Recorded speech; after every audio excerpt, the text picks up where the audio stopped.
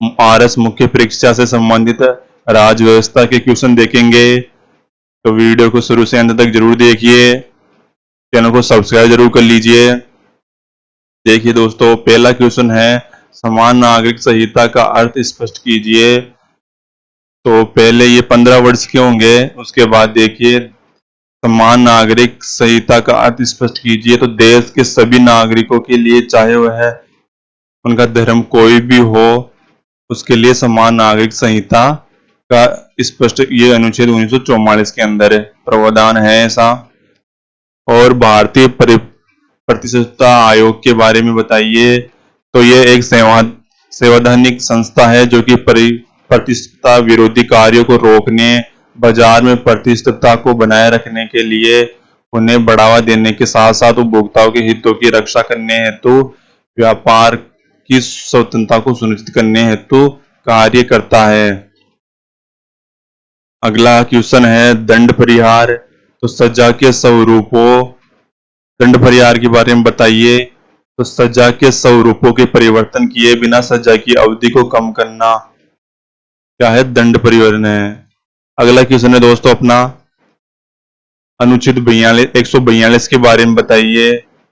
तो सर्वोच्च न्यायालय द्वारा अपने क्षेत्राधिकार का प्रयोग करने के दौरान अपने समक्ष लंबित किसी वाद या मामले में पूर्ण न्याय प्रदान करने हेतु आवश्यकता होने पर तत्त डिक्री पारित कर सकता है या आदेश जारी कर सकता है।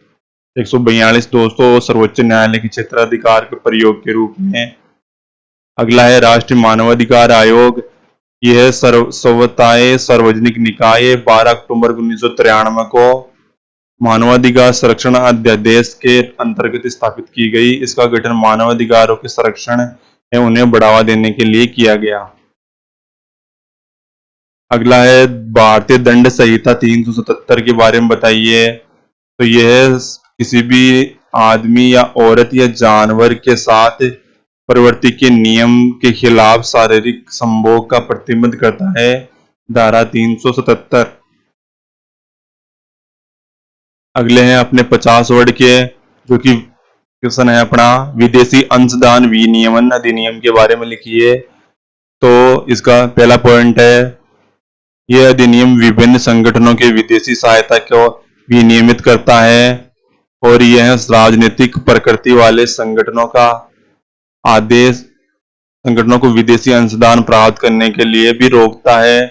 संचालन के लिए प्राप्त विदेशी अंशदान व सहायता पर राष्ट्रीय हित एवं राष्ट्र की सुरक्षा के लिए घातक गतिविधियों को प्रतिबंध लगाने के लिए भी केंद्र सरकार का, और यह FCRA को गृह मंत्रालय द्वारा लागू किया जाता है।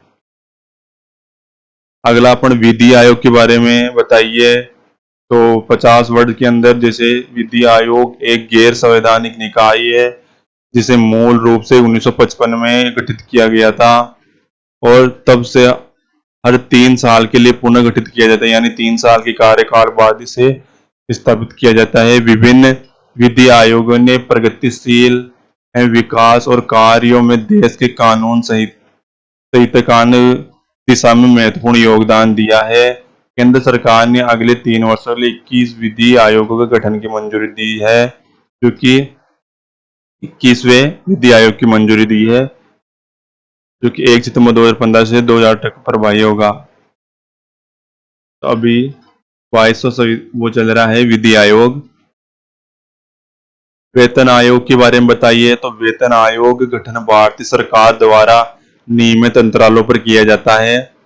यह भारतीय सरकार के सिविल व सैन्य विभागों को वेतन प्रारूप व सेवानिवृत्त लाभ, अन्य सेवाओं की शर्तों में बदलाव के मद्देनजर अपनी सिफारिश को देता है। तो दोस्तों इंपॉर्टेंट है क्वेश्चन, क्योंकि वित्त आयोग के बारे में अक्सर पूछ लिया जाता है।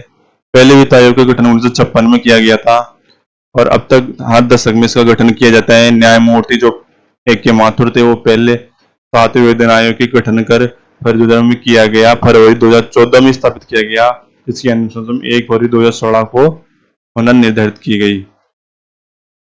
बच्चों के संरक्षण एवं विकास के लिए सरकार द्वारा उठाए गए विभिन्न कदमों के बारे में चर्चा कीजिए। तो बाल अधिकारों के संरक्षण हेतु राष्ट्रीय आयोग, जिसे NCPCR कहा जाता है, समेकित बाल विकास सेवा योजना, मतलब जो भी बच्चों के संरक्षण हेतु जो भी विकास कार्य चलते हैं उनको बारे इसमें लिखना था दोस्तों। तो महिला तथा बाल विकास क्षेत्र में सामान्य सहायता राशि की योजना, समेकित बाल संरक्षण योजना,